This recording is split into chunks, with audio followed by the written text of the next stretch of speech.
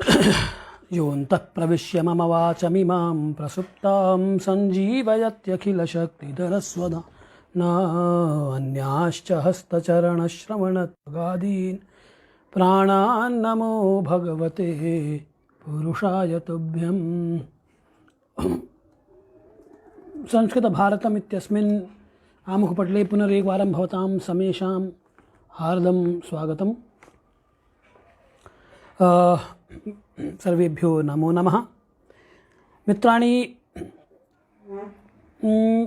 गत कक्षायाम् अस्माभिः भगणानां मानानि नाम प्रत्येकं ग्रहस्य कियन्तः भगणाः एकस्मिन् कल्पे भवन्ति इत्यस्य विषये ज्ञानं लब्धं। सम्प्रति तस्य उपपत्तिः यदि इयं वर्तते एतावन्तः भगणाः एव भवन्ति इत्यस्य किं प्रमाणम् इति खलु कश्चन सन्देहः अपि जायेत मनसि गणितविदाम्।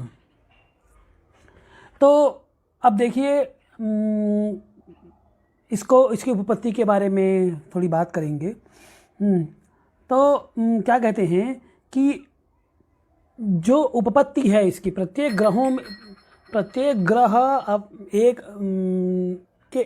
कल्प में इतने भगण हो रहे हैं, इस विषय में जो प्रमाण की बात की है, तो इसको कैसे कहेंगे कि यही इतने ही जितने भगण इन्होंने पढ़े, सूर्य के, चाहे चंद्रमा के, चाहे मंगल के, या किसी भी ग्रह का ले लीजिए आप, तो उसके इतने ही भगण होते हैं, उसमें प्रमाण क्या है? कहते हैं कि इस बात को तो जो इन क्षेत्रों को जानता है, गोल के क्षेत्रों को जानता है, स एव वक्तुं शक्नोति न कोऽपि अन्यः वक्तुं शक्नुयात् यत् सप्रमाणं सबलं कि एतावन्तः एव भगणाः एकस्मिन् कल्पे कस्यचिदपि ग्रहस्य भवन्ति इति। ठीक। तो अब प्रश्न ये हुआ कि जैसा कि मैंने कहा कि अब इसमें कहेंगे कि आगमः एव प्रमाणं तत्र, कि आगम ही प्रमाण है। जितना भी उन्होंने संख्या दे रखी है, अर्क शुक्र बुध पर्यया विधे कोटि विधे रहनी कोटि गुणिता आरदाब्धेय की बात की ना उन्होंने, कि भाई प्रत्येक की सूर्य के इतने भगण हैं, चंद्रमा के, बुध के इतने भगण हैं। इसमें इसको हम कहते हैं आगम। ये क्या है? ये है आगम। और ये कहते हैं कि आगम ही प्रमाण मान लीजिए। जो कहा, मतलब जो विद्वानों ने कहा हुआ है उसे ही हम प्रमाण मान लें। लेकिन गणित में सच आगम महता काले न लेखका, लेकिन अब चलिए अगर इसको हम मान भी लें कि भैया जो आप नंबर दिए हैं वो मैंने जो बोले हैं भास्कराचार्य, या भास्कराचार्य ने जिनको आगम माना, भास्कराचार्य ने ब्रह्मगुप्त को माना, कृति जयतु जिष्णुजो गणक चक्र चूड़ामणि इति एवं अब्रवीत भास्कराचार्य अनेन असौ भास्कराचार्यः ब्रह्मगुप्तमेव प्रमाणं मनुते अस्यां स्थितौ यानि भगणमानानि ब्रह्मगुप्तेन पठितानि तानि तथैव स्वीकृत्य पुनः तत्र यथा कथञ्चित् अन्तरं संस्कारं विधाय भास्करेण पठिताः ते तानि भगणमानानि पठितानि वर्तन्ते अस्यां स्थितौ। तो यह जो है, लेकिन अब इसमें समस्या क्या है? समस्या ये है कि इतनी बड़ी बड़ी संख्याएं आप बोल रहे हैं, लिखने में, अब मैं यहाँ पे लिख के प्रदर्शित करता हूँ इन संख्याओं को, अगर लिखूँ ना तो बहुत लोग समझ ही ना पाए कि, तो अब साक्षात जब कोई बोल रहा है तो कुछ भी संख्या इधर की उधर हो सकती है। युग्म युग्म शरनाग लोचन व्याल षड नवयमाश्विनो सृज, ऐसा जो बोला, अब इसमें नवयमाश्विनों की जगह वसुयमाश्विनों कह दिया तो वसुयमाश्विनों कह देंगे तो नव की जगह 8 ही रह जाएगा है। और नव खगाश्विनों कह दिया तो यमाश्विनों की जगह, यम का मतलब बताया मैंने कि 2 है, और खग का मतलब खगाः नव भवन्ति ग्रहाः तु नव सन्ति खलु। तर्हि अस्यां स्थितौ पाठभेदोऽपि संभवेत्। नाम कथनस्य अयम् आशयः, ये यानि भगण प्रमाणानि अत्र उक्तानि वर्तन्ते तानि एव प्रमाणभूता तान्येव तत्र तत्तेषु प्रमाणेषु दोषः नास्ति इत्येवं कथं वक्तुं शक्यते। यतो हि लेखकाध्यापकैः अध्येतृभिः वा दोषः आचर्यत एव खलु। तर्हि श्रवणे लेखने इति तथा भवितुमर्हति। अत एव खलु पाठभेदाः भवन्ति सर्वेषामपि ग्रन्थानां। तो तब ऐसी स्थिति में जबकि इन्होंने ये मैं उपपत्ति की बात कर रहा हूँ, उपपत्ति में उन्होंने स्पष्ट लिखा कि सच आगमः महता कालेन लेखकाध्यापकाध्येतृदोषैः बहुधा जातः। अगर मान लीजिए आप कहते हैं कि आगम को प्रमाण मान लीजिए, वेदाः प्रमाणं यथा उच्यते खलु तथैव आगमानि प्रमाणानि इति एवं यदि उच्यते तर्हि अस्यां स्थितौ तु कः आगमः प्रमाणभूतः इयमपि जिज्ञासा। यतो हि प्रत्येकम् आगमे भिन्न भिन्न प्रमाणानि तत्र दत्तानि वर्तन्ते एतेषां भगणानां ग्रहभगणानाम्, उनके भिन्न भिन्न प्रमाण दे रखे हैं। किसी ने कुछ प्रमाण बता रखे हैं, किसी ने कुछ प्रमाण बता रखे हैं, तो हम माने किसको। और उसमें भी मान लीजिए जितने प्रमाण हैं उनमें भी जैसा मैंने आपसे कहा कि दोष हो सकता है, उनको फिर कैसे करेंगे, परिमार्जन करेंगे। तो इसलिए यदि एवं उच्यते तो तदा कथमस्य प्रामाण्यम। ऐसी स्थिति में जब आगम बहुत सारे हों तो प्रमाण किसको माने। हम सूर्य सिद्धांत को माने, भास्कराचार्य ब्रह्मगुप्त को माने, आर्यभट्ट को माने, किसके हम भगणों की संख्या को हम माने कि हाँ अथॉरिटेटिवली हम किसको स्वीकार करें कि नहीं ठीक है इन्होंने जो संख्या बोली हुई है हम इसी को लेके काम करेंगे। तो ये भी एक प्रश्न उत्पन्न होता है ऐसी स्थिति में। अगर मान लीजिए हम आगमों को, मैं जो कह रहा हूँ बात समझ में आ रही है ना। मेरा कहना सिर्फ इतना ही है, हमने इसके पहले प्रत्येक ग्रह के एकस्मिन् कल्पे कियन्ति परिभ्रमणानि भवन्ति इति तत्संख्यामानम् अस्माभिः उक्तानि खलु पठितानि। अब वो जो मान हम पढ़े हुए हैं वो मान के पीछे हम चर्चा कर रहे हैं, उस मान पर चर्चा कर रहे हैं कि वो मान सही हैं कि गलत हैं। हम उसको कैसे हम उसको किस प्रकार से स्वीकारें। अगर उसे कहते हैं कि ये आगम है और आगम होने के कारण उसे स्वीकार किया जाए तो फिर प्रश्न यह हुआ कि इसमें क्या काल भेद से दीर्घकालेन एतेषां ग्रन्थानां प्रणयनं तु बहोः प्राचीनकालादेव अभूत्। तर्हि अस्यां स्थितौ क्वचित् लेखकेन क्वचित् अध्यापकेन अध्येतृभिः वा दोषः यदि समजनि अस्यां स्थितौ कः उपायः। एतानि प्रमाणानि सत्य वास्तविकानि इति कथं वक्तुं शक्यते खलु। ये कहने का मतलब है। तब अच्छा फिर एक तो ये बात हो गई। दूसरी बात ये गई कि प्रत्येक ने अलग अलग प्रमाण बोले हैं। अब ऐसे में हम किसके प्रमाण को स्वीकार करें। ये दो महत्वपूर्ण दोष इसमें आते हैं। तो उसके लिए वो कह रहे हैं कि यदि एवं उच्यते गणित स्कंध एव उपपत्ति माने एवं आगमः प्रमाणम। अच्छा गणित स्कंध में तो फिर काम करते हैं कि भैया ठीक है चारों ले लेते हैं हम, सौर सिद्धांत भी ले लेंगे, ब्राह्म सिद्धांत भी ले लेंगे और पौलिश भी ले लेंगे, रोमक भी ले लेंगे, आर्यभट्ट का भी ले लेंगे, इन सब सिद्धांतों को ले लें और हम देखें कि उपपत्ति से किसका फिट बैठ रहा है। जिसका फिट बैठ रहा है उसको हम मान लेंगे। ठीक, तब उसमें भी एक समस्या है। यदि उपपत्त्या यदि किमपि ज्ञातुं शक्यते, यदि ज्ञातव्यं यदि कोऽपि चेष्टते ज्ञातुं यदि चेष्टते उपपत्त्या ते ये सिद्ध्यन्ति भगणाः ते ग्राह्याः तदपि न। ऐसा भी नहीं बोल सकते। क्यों? क्योंकि अतिप्राज्ञेन पुरुषेण उपपत्तिः ज्ञातुमेव शक्यते। क्योंकि सर्वे जनाः तद् उपपत्तिं जानीयुः इति न इति तथा नास्ति। यतो हि उपपत्ति ज्ञानाय किम् अपेक्षते।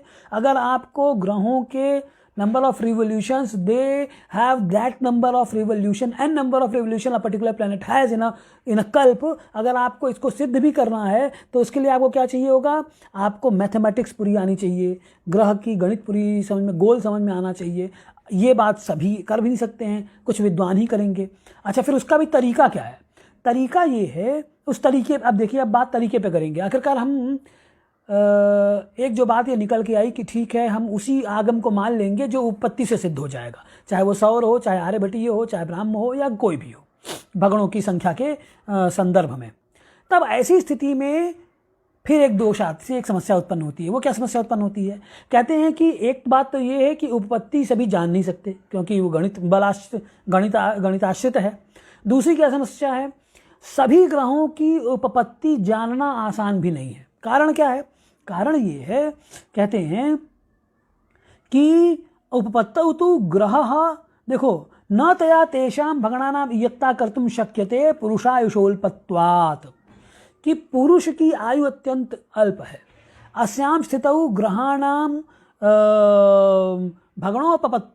भगणस्य इयत्ता कर्तुं न शक्यते अल्पायुष्येन मनुष्येण, अल्पायुषा मनुष्येण, ठीक, न इयत्ता कर्तुं शक्यते। उपपत्तौ तो क्यों, अगर उपपत्ति से हम ग्रहों के मान को क्यों नहीं साधन कर सकते? इसमें समस्या क्या है? तो समस्या ये है कि उपपत्तौ तो प्रत्यहम यंत्रेण वेद्यः भगणांतम यावत, हर दिन आपको, अच्छा, जब अब मैं इस बात को आपको इससे समझाऊंगा। एक यंत्र रखा हुआ है मैंने स्वयं का बना के, उसी से समझाने का प्रयास करूंगा जब सूर्य की भगण की उपपत्ति की बात करेंगे हम। तो क्या होता है कि उपपत्ति के लिए आपको हर दिन ग्रह का वेद करना होगा। प्रत्यहम वेदः अपेक्षते। अच्छा, होता क्या है? तो कर लेंगे वेद, क्या समस्या है? समस्या ये है कि मान लीजिए सूर्य के आप भगण की उपपत्ति करना चाहते हैं। अब पता है कि सूर्य एकेन वर्षेण एकं भ्रमणं पूरयति, अर्थात तस्य भगण कालः एक वर्ष पर्यन्तं खलु। तर्हि एक वर्ष पर्यन्तगः यः भगणकालः सूर्यस्य वर्तते, तदर्थं तु प्रत्यहम् एक वर्षं यावत् तस्य सूर्यस्य वेदः विधेयः। उस सूर्य का वेद, यानी हम देखेंगे उसको ऑब्जर्वेटरी से, प्रयोगशाला में जाकर, चाहे वो प्रस्तर वेदशाला हो, चाहे आपकी आधुनिक वेदशाला हो, आप जाइए प्रतिदिन सूर्य का वेद कीजिए। और सूर्य का वेद करके हर दिन कब तक करेंगे? जब तक कि वो जहाँ से चला फिर वहाँ हमको आता हुआ ना दिखा जाए। यही तो भगण का मतलब है। भगण का मतलब क्या है? कि जिस पॉइंट से चला, इस पॉइंट से चला ग्रह, तो वो ग्रह फिर आज इसी पॉइंट पे आ जाए। जहाँ आ गया तो हम मान लेंगे कि एक भगण उसका हो गया, ठीक है ना। अब यही जो हमें देखना क्या है उपवेद के द्वारा, ऑब्जर्वेटरी में जाके, कि यहाँ से इस पॉइंट से अगर ग्रह चल रहा है सूर्य, तो फिर ऐसे होते होते होते होते होते होते होते फिर इस पॉइंट पे कब आया। अब इसके लिए प्रतिदिन आपको सूर्य का वेद करना पड़ेगा, प्रतिदिन देखना पड़ेगा। तो एक वर्ष में सूर्य का देख लिया, ठीक, कोई तपस्वी है, वैज्ञानिक है, वो प्रतिदिन देख रहा है। चंद्रमा का तो कोई मुश्किल नहीं है, प्राय एक महीने में ही उसका एक भगण हो जाता है। एक नहीं वो मासेन चंद्रस्य एकम भगणम एकः भगणः जायते। तत्र ये मंदगतिकाः ग्रहाः सन्ति, जैसे कि गुरु हो गया, यथा गुरु वर्तते, शनि वर्तते, राहु वर्तते। अब गुरु का है, अब गुरु के एक भगण के लिए क्या करना है आपको? लगातार 12-13 वर्ष तक उसको ऑब्जर्व करते रहिए, तब ना जाके उसका एक, मान लीजिए गुरु यहाँ से आरंभ किया और फिर पुनः प्रत्यहम वेदेन प्रत्यस्तस्य प्रत्यक्षीकरणं कृत्वा 12 वर्षाणि अथवा 13 वर्षाणि यावत् कोऽपि तस्य वेदं यदि सततं प्रत्यहं कुर्यात्, तदा एव उपपत्त्या तस्य साधनं मया कृतम् इति सबलम सोपि वक्तुम शक्नुयात्। ठीक, ये तो हो गया गुरु के बारे में। आप राहु की बात कर लीजिए तो राहु में और भी समय लग जाएगा। आप शनि की बात करेंगे तो शनि 30 वर्ष में एक चक्कर लगाता है, तो 30 वर्ष में हम नहीं प्रतिदिन तो हर 10 दिन में एक बार आपको वेद करना पड़ेगा शनि का। तो चलिए 30 वर्ष तो मनुष्य की आयु होती है ना, इसलिए मनुष्य तो कर लेगा ग्रहों के। लेकिन समस्या कहाँ है? समस्या आती है ग्रहों के जो ये मंदोच और शीघ्रोच पढ़े हैं ना, ये समस्या उत्पन्न करते हैं। मंदोच शीघ्रोच क्या है? मंदोच शीघ्रोच के बारे में मैंने कल भी चर्चा की थी कि उच्च गत कक्षायां अयम विषय मया उपस्थापितः संकेत रूपेण कि ग्रह भ्रमण वृत्तस्य दूरतमः प्रदेशः भूः अपेक्षया एव उच्चम, कि जो जिस स्थान पर जाके ग्रह पृथ्वी से सर्वाधिक दूरी पर हो जाएगा, जहां से सर्वाधिक दूरी पर हुआ उस पॉइंट को आप क्या बोल देंगे? उच्च, कि अब इससे अधिक ऊंचाई पर ग्रह नहीं जाएगा, या यूं कह लीजिए कि पृथ्वी से उससे अधिक दूरी अब वो तय नहीं करेगा, फिर अब वो लौटेगा ही, घूम के अब आएगा ही। तो वह बिंदु उच्च कहलाया, ठीक। और उस उच्च के ठीक सामने नीच बिंदु कहलाएगा, यानी कि वह पॉइंट जो कि जैसे एक अंडे की आप कल्पना करें।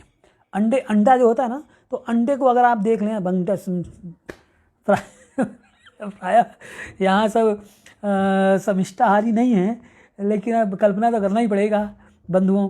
नहीं करते हैं तो दीर्घवृत्त की कल्पना कीजिए, दीर्घवृत्त की कल्पना से भी बात बन जाएगी। देखिए दीर्घवृत्त को आप देख लीजिए, ये अब यहाँ ये मानते हैं कि पृथ्वी यहाँ पे है, तो अब यहाँ से ये एक पॉइंट है और एक पॉइंट ये है, इसी से दीर्घवृत्त की थ्योरी उत्पन्न हुई है ना। तो उन्होंने क्या बोला कि भाई ये जो यहाँ भू है, पृथ्वी है यहाँ, और पृथ्वी से सर्वाधिक दूर पर ये स्थान है, यानी इस जगह जब ग्रह होता है तो पृथ्वी से सर्वाधिक दूरी पर होता है, यही उच्च हो गया। और इसके ठीक सीधी रेखा में यहाँ ये पॉइंट नीचे हो गया, ठीक है ना। अच्छा, अब ये जो पॉइंट है, मैंने जैसे उस दिन भी बोला था कि इनमें भी गति में परिवर्तन होता है, यानी कभी इस जगह पे ये उच्च हो रहा है तो कभी इस जगह पे उच्च होगा, कभी इस जगह पे उच्च होगा, कभी इस जगह पे उच्च होगा। तो ये जो उच्च है, उच्च बिंदु, इन उच्च बिंदुओं में गति है। अब मजे की बात ये है कि इसमें दो प्रकार के उच्च की बात आई, एक है मंदोच्च और एक है शीघ्रोच्च।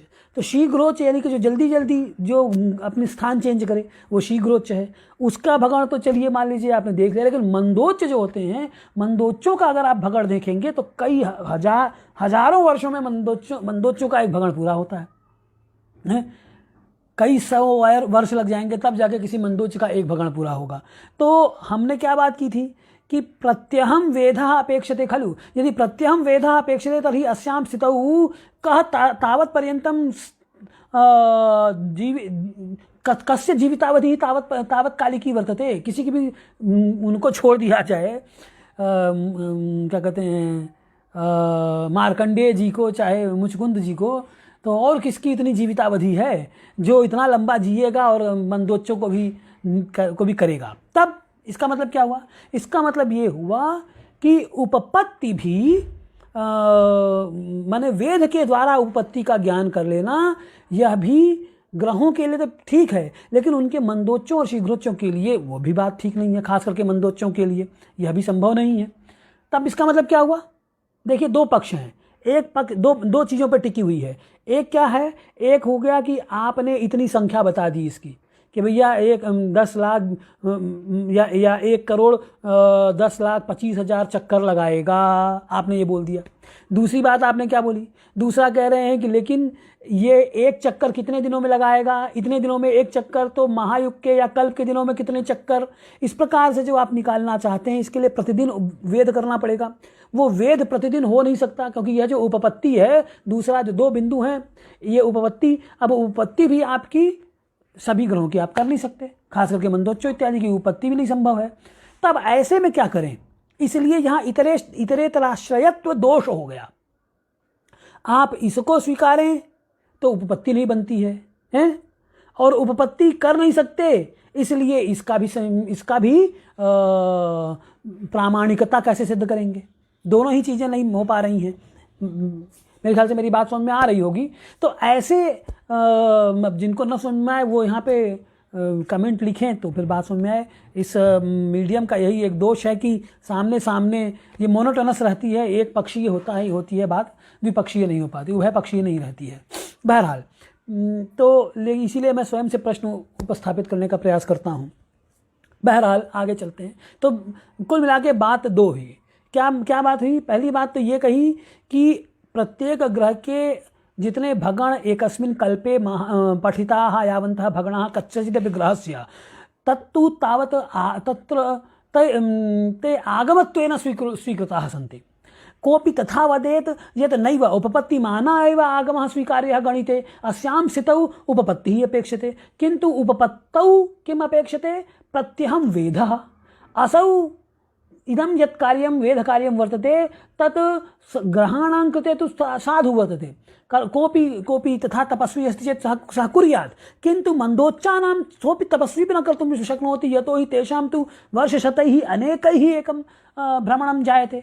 अस्यां स्थितौ प्रत्यहं वेदः न संभवति, न जातु संभावी, अस्यां स्थितौ उपपत्तिः अपि न सिद्ध्येत। तर्हि अस्यां विषम स्थितौ किं विधेयम्? हम करें क्या? क्योंकि ये इतरेतराश्रयत्व हो गया ना इनका, और दोनों में ये दोष आया। दोनों में ये दोष हो गया। तब उन्होंने ये कहा कि आप तो एक काम कीजिए, किसी भी एक आगम को ले लीजिए, आप चाहे सौर को लेकर चलते हैं तो सौर को ले लीजिए, ब्राह्म को लेकर चलते हैं तो ब्राह्म को ले लीजिए, आर्यभट्ट के सिद्धांत को लेकर चलते हैं तो आर्य सिद्धांत को ले लीजिए, किसी भी एक सिद्धांत को पकड़ लीजिए, उनके ग्रहों को, उनके भगणों को ले लीजिए, और फिर आप उनके भगणों के आधार पर देखिए अपने जीवितावधि में कि या मैंने मतलब कि 30 वर्ष में, 40 वर्ष में या 50 वर्ष में प्रत्येक ग्रह कितना गति कर रहा है, या शीघ्रोच इत्यादि कितने गति कर रहे हैं। अगर उतने वर्षों में जितनी गति निकल रही है, मैं अच्छा इसको एक उदाहरण से मैं कहता हूँ, एक सामान्य उदाहरण ले लीजिए। और वो उदाहरण ये रहेगा कि मान लीजिए 50 वर्ष एक कोई मंदोच है, और वो मंदोच 1000 वर्षों में या 10,000 वर्षों में 30 अंश चलता है। 30 अंश उसका, यानी कि एक राशि 10,000 वर्षों में एक राशि चला, ठीक, या 1000 वर्षों में एक राशि चला, ऐसा मान लीजिए। कोई भी किसी भी ग्रह का मंदोच ले लीजिए, वो 1000 वर्षों में एक राशि चल रहा है। इस गणित को थोड़ा देख लीजिए। 1000 वर्ष ही एक राशि या 30 अंश 30 अंश चलता है, तो 30 अंश हो गया। अब 30 अंश को हम क्या करेंगे, 30 अंश को कला में बदल लीजिए, तो 30 अंश यानी 60 से गुणा कर देंगे तो 1800 कला हो जाएगा ना। तो देख लीजिए 1800 कला 1000 वर्ष में, तो एक वर्ष में कितना, एक वर्ष में 1800 बटे 1000 यानी 1.8 कला चला ना, एक वर्ष में 1.8 कला चला।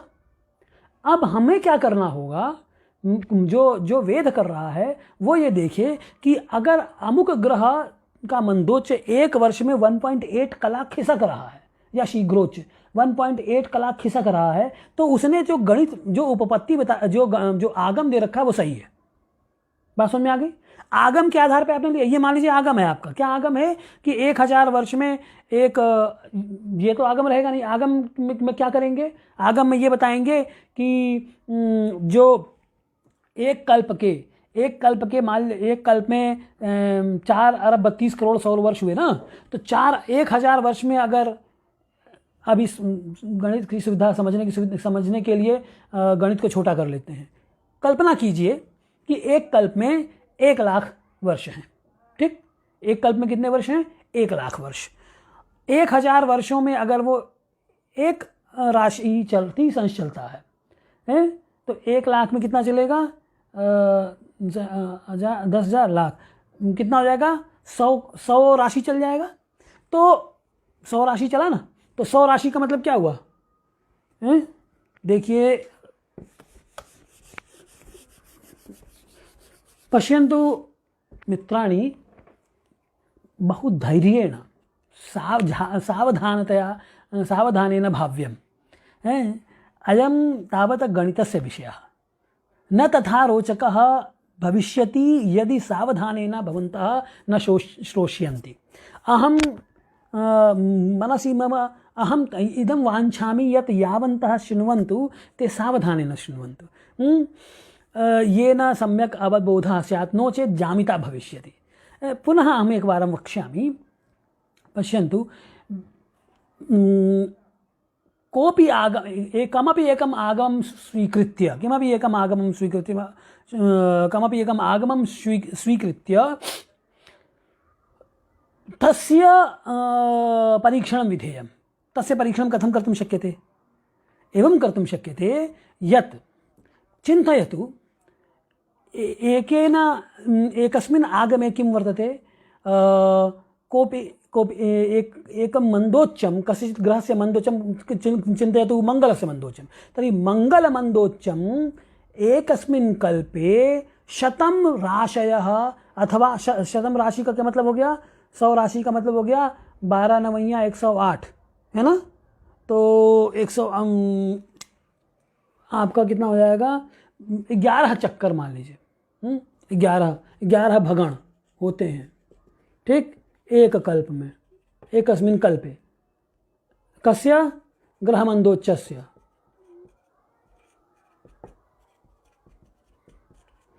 ये एक उदाहरण लेके चल रहे हैं हम भी।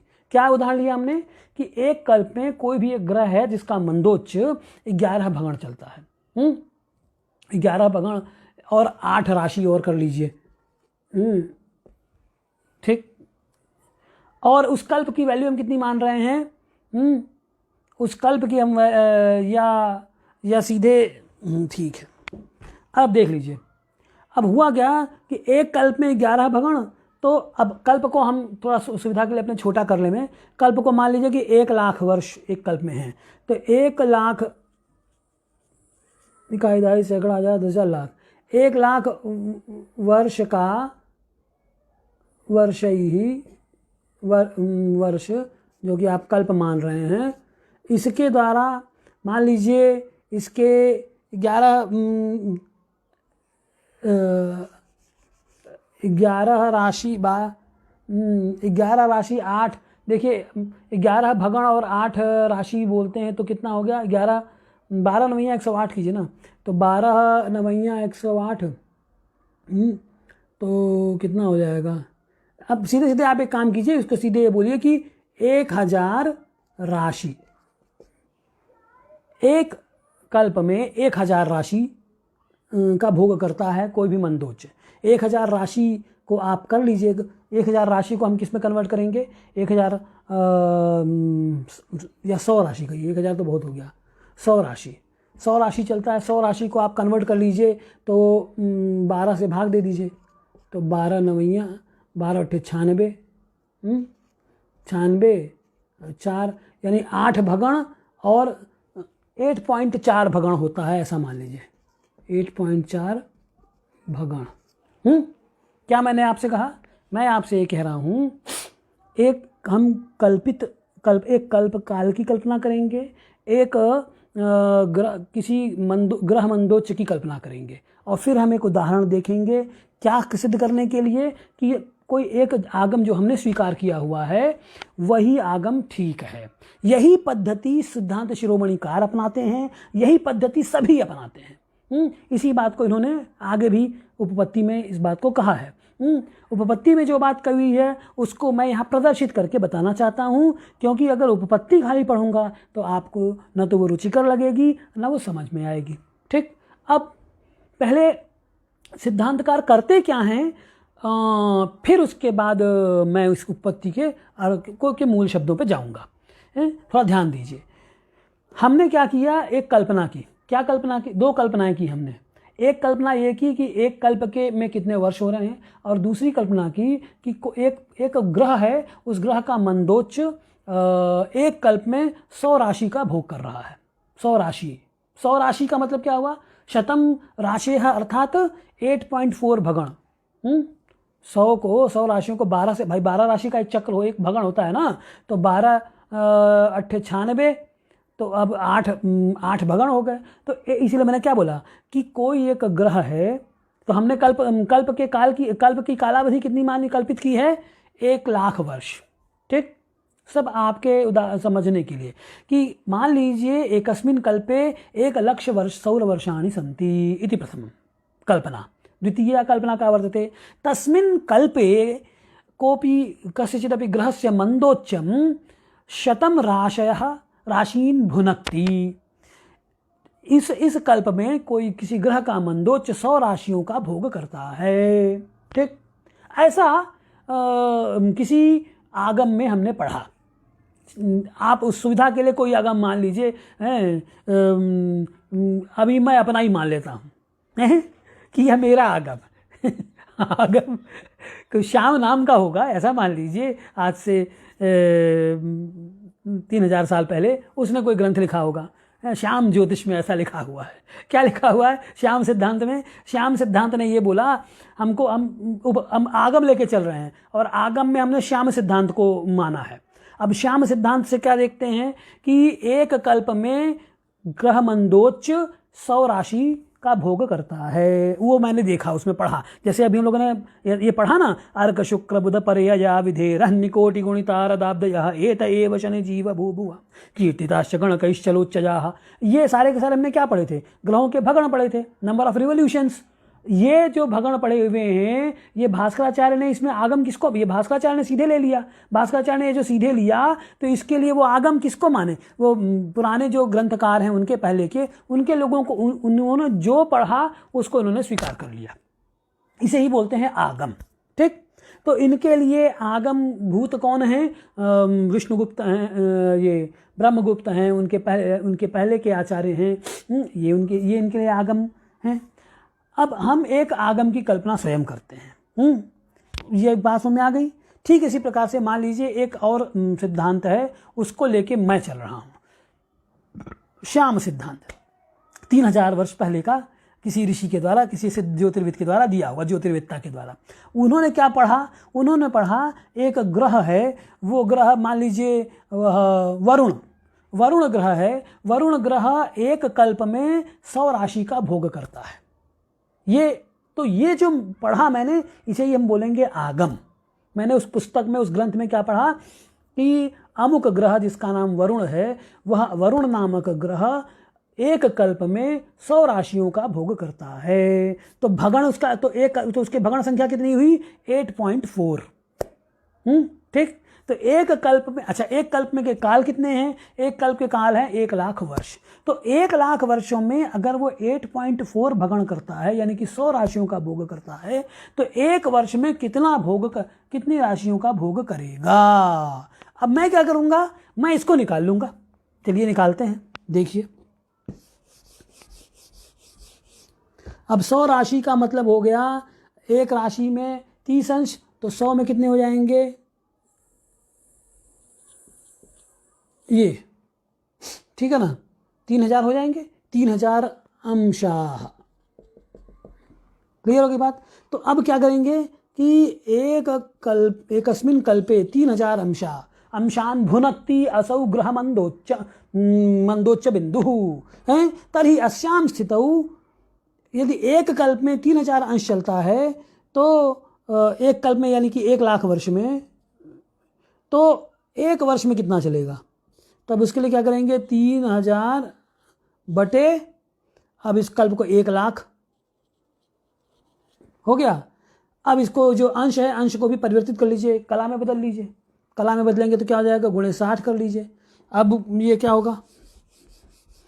अब कीजिए तो आपका होगा 0 0 0 0 6 18, और ये नीचे हो गया 1,00,000 एक वर्ष में। तो एक वर्ष में इतनी, ये अब कला में उत्तर मिलेगा आपको, ध्यान रखिएगा। अभी तक हम ये 3000 अंश थे, यहाँ राशियाँ थी, इन राशियों को हमने अंशों में बदला, 3000 अंश होगा, क्योंकि एक राशि में 30 अंश, तो 100 राशि में 3000 अंश। अब उसके बाद फिर क्या किया? ये 4 जो है ना, इसको अभी इग्नोर कीजिए, फिर आगे चलिए। 3000 अंश, अब फिर एक राशि में 60 कला, तो इसलिए 3000 अंश में कितनी, सॉरी एक अंश में 60 कला, तो 3000 अंशों में कितनी कला? तो इसको हमने कर दिया, तो इतना आपको कला मिल गई। तो एक वर्ष में वह जो मंदोच्च है उसकी गति कितनी हुई? अब इसको आप निकाल सकते हैं। क्या निकला उत्तर आपका? ये सब कट गया, 1 2 3 4, यहाँ से ये कट गया। अब उत्तर आया 1.8, आया ना? तो ये 1.8 कला एक वर्ष में। तो अब मान लीजिए जो आपने आगम श्याम सिद्धांत का लिया था, कल्पित श्याम सिद्धांत का, जो कि 3000 वर्ष पुराना है, उसका आपने उसको प्रमाण माना, आगम ले लिया उसको। तो अब हम उससे विपरीत विधि से हम निकाल के देखेंगे कि अगर उसमें क्या कहा था, उसमें कहा एक कल्प में ग्रह मंदोच्च 100 राशि का भोग करता है। यदि एकस्मिन् कल्पे असौ 100 राशीन् भुनक्ति तर्हि एके किंच तत्र एकस् कल्पस्य मानं वर्तते 1,00,000 वर्षाणि, तर्हि एकेन वर्षेण तद् ग्रह मंदोच्चं कियत् चलति, कियत् भुनक्ति इति तस्य ज्ञानं सरलतया, नाम एकस्मिन् वर्षे वार्षिकी गतिः तस्य का वर्तते, तस्य ग्रहमन्दोच्चस्य वार्षिकी गतिः का वर्तते इत्यस्य ज्ञानम् अस्माभिः कर्तुं शक्यते। अत्र यद् अस्माभिः ज्ञानं कृतं, यद् लब्धम् अत्र वेदेन, तथा यदि अस्माभिः द्रष्टुम शक्यते कि एक वर्ष में हमने देखा, प्रतिदिन हमने वेद किया और देखा कि ग्रह मंदोच उसका 1.8 कला वाकई में, या 1.8 मान लीजिए कि भैया नहीं है, दो कला मान लीजिए कि 2 कला से रख रहा है, तब हम क्या कहेंगे, ओ वह इसका मतलब श्याम सिद्धांत की जो उपपत्ति का जो आगम है वो सही है, प्रमाणभूत हो जाएगा। बात समझ में आ गई है? तो इसका मतलब क्या हुआ, किसी भी प्रमाण को आप स्वीकार कीजिए, आप भास्कराचार्य को लीजिए, ब्रह्मगुप्त को लीजिए, आर्यभट्ट को लीजिए, सूर्य सिद्धांत को लीजिए, किसी भी के पठित ग्रह भगणों को ले लीजिए और उसे हम आगम बोलेंगे। उस आगम को उपपत्ति के द्वारा सिद्ध करने के लिए यही तरीका है कि अगर ये इतने वर्षों में, कल्प के वर्षों में, कल्पतुल्य सौरवर्ष ही यदि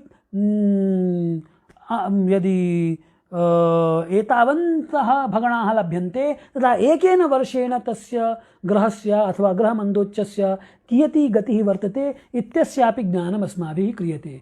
फिर उसका ज्ञान करने के बाद क्या हुआ, अगर एक वर्ष में इतनी गति तो एक दिन में कितनी गति, एक दिन में इतनी गति तो इतने वर्षों में कितनी गति। इस प्रकार से हम गणित के द्वारा उपपत्ति बलात् अस्माभिः इदं ज्ञातुं सरलतया शक्यते। हैं? अब प्रश्न शीशे में उल्टा है इसलिए मैं समझ नहीं पा रहा हूँ कि क्या लिखा हुआ है उसमें। मैं एक बार पलट के देखता हूँ, फिर आप लोगों से बात करता हूँ। ये कथा हमने बहुत सुनी है, कोई योग्य अध्यापक संस्थान में। ओह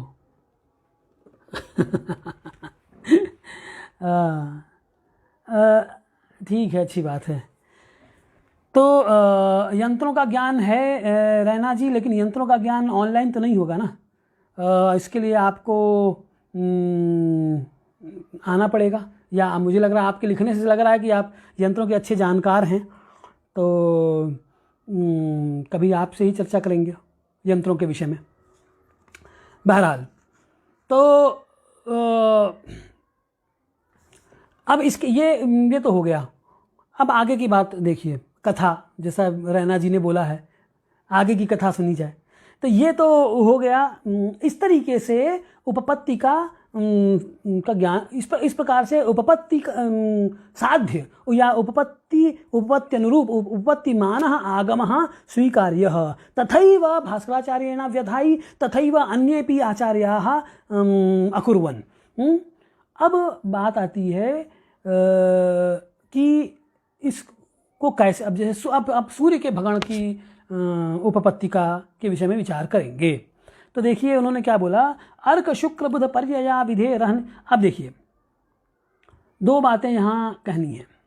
एक बात ये कहनी है कि इन्होंने शुरू में कहा कि अर्क शुक्र बुध पर्यया विधेः अह्नि कोटि गुणिता, इतने कि अर्कस्य अर्थात सूर्यस्य, बुधस्य अथ च शुक्रस्य, एतेषां त्रयाणां पर्ययाः अर्थात भगणाः एकस्मिन् कल्पे कियन्तः सन्ति, तो 4 अरब 32 करोड़।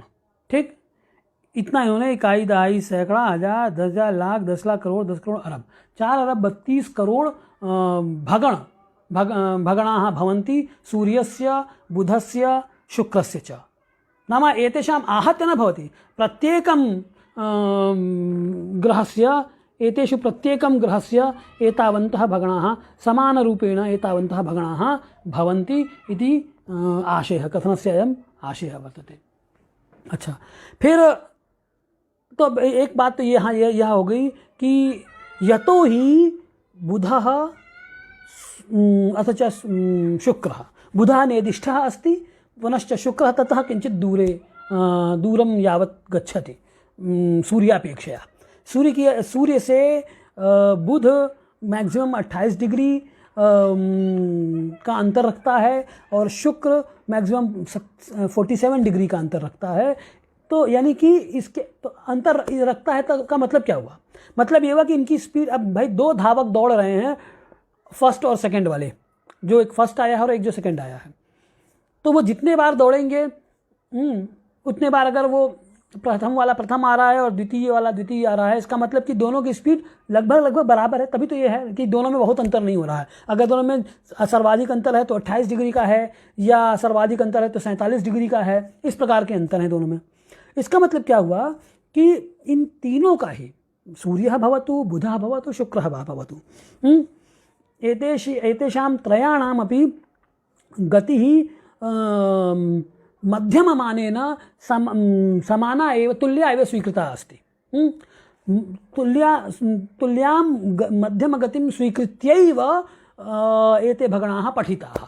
ठीक, तो इन तीनों की गति बराबर कर लिया। इसमें कारण मैंने कारण आपको बताया। कारण क्या है कि सूर्य और बुध और शुक्र इनकी गति लगभग मैंने सबसे समीपवर्ती इनकी गतियों में इनकी अधिक समानता है अंशों में, इसीलिए ये ज़्यादा दूर नहीं होते हैं। तो ज़्यादा दूर नहीं होने के कारण क्या है, उनकी गतियों में प्रायः अन्य की अपेक्षा अधिक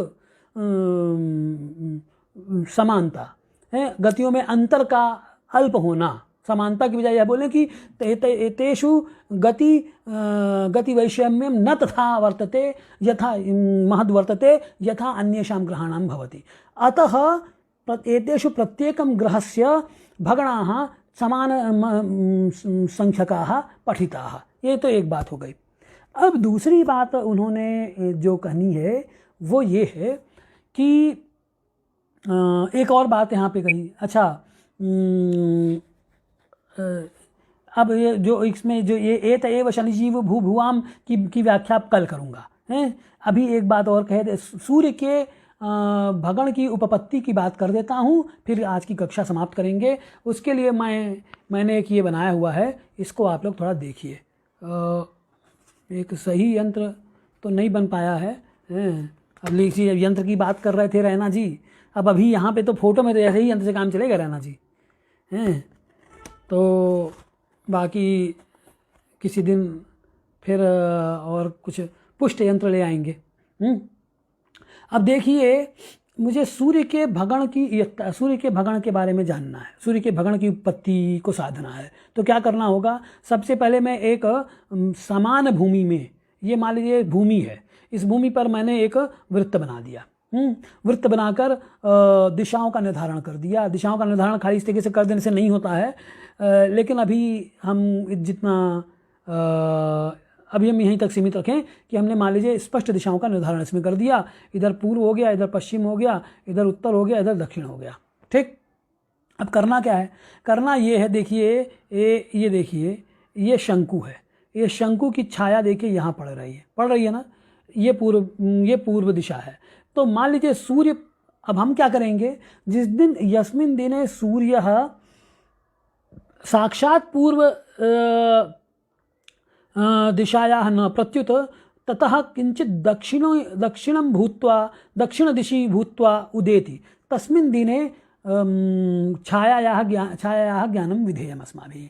मान जिस दिन सूर्य एकदम पूर्व में ना होकर हल्का सा साउथ में, दक्षिण में है, तो हमने क्या किया, मान लीजिए यहाँ है सूर्य, यहाँ से हमने इस शंकु पर उसकी छाया पर प्रकाश पड़ा और शंकु की छाया यहाँ निकली, इस पॉइंट पे निकली। ठीक, इस तरीके से क्या होगा, प्रतिदिन सूर्य जैसे जैसे, अच्छा तो होगा क्या, देखिए थोड़ा ध्यान से समझिएगा।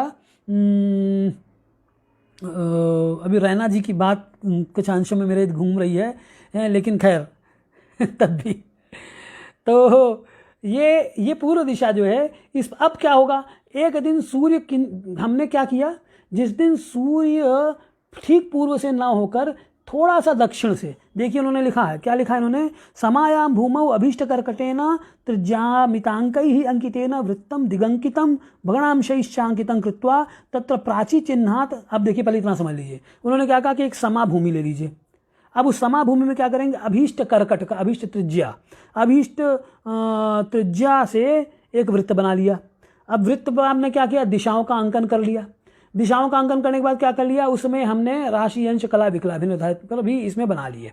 ठीक, अब क्या करना है, अब कहते हैं कि प्राची चिन्हात दक्षिणतः नाति दूरे प्रदेशे उत्तरे अयने वृत्त मध्य स्थितेन कीलेन रवेः उदयः वेद्यः। हम क्या करेंगे कि जिस दिन पूर्व से नहीं, पूर्व से हल्का सा दक्षिण से होके अगर सूर्य उदित हो रहा है, तो अब हम यानी उत्तरायण में ये उत्तरायण तो आपका इधर से आरंभ हो जाएगा ना, यहाँ से लेके ये मकर में, जैसे अब मकर में आने वाला है तो मकरस्थ सूर्य से उत्तरायण आरंभ हो जाएगा। हालांकि अब रैना जी जैसे विद्वान कहेंगे कि आप ऐसे कैसे कह रहे हैं, तो दिसंबर में ही आ जाना चाहिए उसको, हैं, उस पर चर्चा फिर कभी की जाएगी रैना जी, लेकिन अभी इसी की बात कर लेते हैं। तो सामान्य समझाने के लिए विषय पर, जब विषय उस समय आएगा अयनांश का, उस समय वो गंभीर चर्चाएं भी, वो कथा भी की जाएगी। तो क्या हो गया कि मकर से उत्तरायण लग जाता है, इधर मकर मान लीजिए है, मकर से होते हुए मेष और फिर यहाँ तक मिथुन, फिर यहाँ से कर्क से दक्षिणायन आरंभ हो जाएगा। ये दक्षिण की ओर प्रवृत्ति, इधर से उत्तर की ओर प्रवृत्ति, ठीक है, ये उत्तर ये दक्षिण, ठीक। तो ये यहाँ से उत्तर की ओर प्रवृत्ति, इधर से दक्षिण की ओर प्रवृत्ति। उत्तर की ओर प्रवृत्ति को उत्तरायण यानी मकर से लेके मकर, कुंभ, मीन, मेष, वृष, मिथुन के अंत तक, और फिर यहाँ से लेके कर्क, सिंह, कन्या, तुला, वृश्चिक, धनु, मकर, ये दक्षिणायन हो जाता है। बहरहाल मैं ये कह रहा था आपसे कि जिस दिन सूर्य साक्षात प्राचीतः न प्रत्युत प्राची दिशः किंचित दक्षिणे भूत्वा यदा उदेति तस्मिन् समये अस्माभिः वेदः कार्यः तस्य पुनश्च तस्य किरणाः अत्र पतन्ति खलु शङ्कौ तर्हि इयं छाया निर्गच्छति, अस्यापि ज्ञानं विधेयम्। अब होगा क्या, देखिए इस तरीके से प्रतिदिन हमको सूर्य का भेद करना है। और अब होगा क्या, देखिए मैं अब घुमा रहा हूँ, और ये देखिए अब इस तरीके से हर दिन अभी सूर्य यहाँ था, ठीक, अगले दिन फिर इधर आएगा। अब देखिए ये, ठीक, ये देखिए सूर्य की ये छाया देख रहे हैं ना, अब ये छाया जो यहाँ थी ये अब इधर आ गई है, फिर सूर्य जब ऊपर जाएगा अब ये छाया और ऊपर चढ़ गई, और ऊपर जाएगा छाया इसी तरीके से ऊपर चढ़ती चली जाएगी। तो ऐसा करते करते जिस दिन छाया फिर इसी जगह पे आ जाए, पहले दिन वाले जगह पर आ जाए, तो हम क्या समझेंगे कि चूंकि पहले दिन जहाँ छाया था वहीं छाया आ गई है, तो सूर्य का एक भगण संपन्न हो गया। ठीक, बात समझ में आ गई?